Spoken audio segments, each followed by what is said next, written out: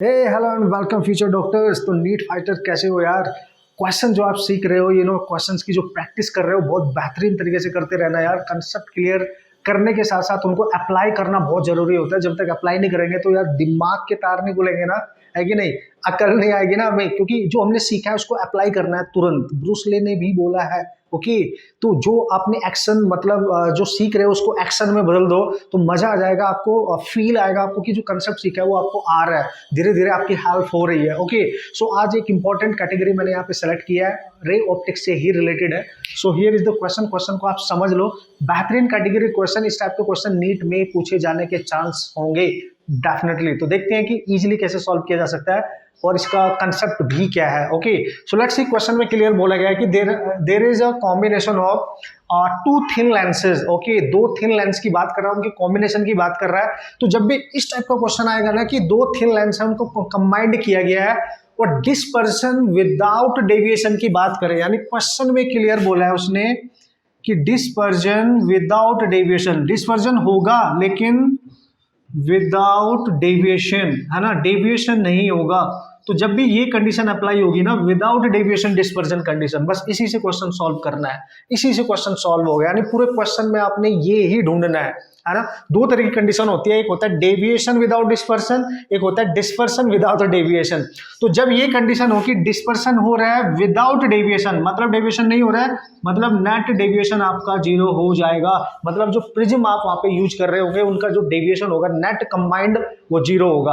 अच्छा सर, इस कंडीशन में क्वेश्चन कैसे आएगा, पूछेगा क्या? क्लियर पूछा है कि पहले प्रिज्म है, एक प्रिज्म है जो पहले वाला है उसका रिफ्रैक्टिव इंडेक्स है 1.54, उसका प्रिज्म एंगल दे रखा है 4 डिग्री। यार प्रिज्म आपको याद होगा यार, ये एंगल इसका A1 दे रखा है ऑलरेडी, इसका रिफ्रैक्टिव इंडेक्स भी दे रखा है ऑलरेडी।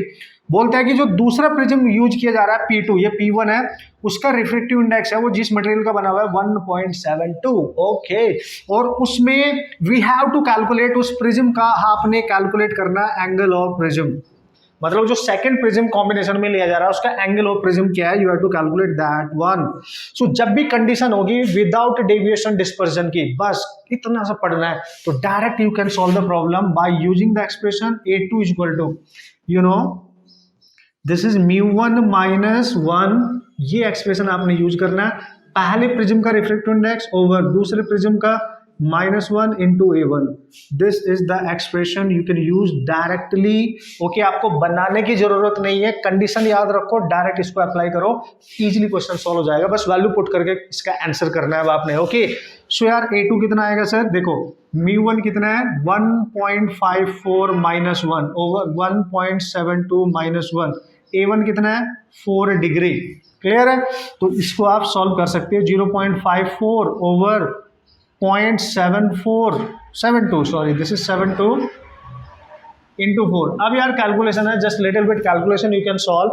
आप देखो ये पॉइंट से पॉइंट हट जाएगा, किससे डिवाइड करूँ कि दोनों कैंसिल हो जाए, 18 से कर लेते हैं, 3 आएगा और ये 4 आएगा, 4 से 4 कैंसिल यानी 3, यानी जो ये वाला प्रिज्म है जो यूज हो रहा है इसमें, इसका आंसर आएगा 3 डिग्री, इसका एंगल ऑफ प्रिज्म होना चाहिए 3 degree. And this is how you can solve the problem very easily without any mistake.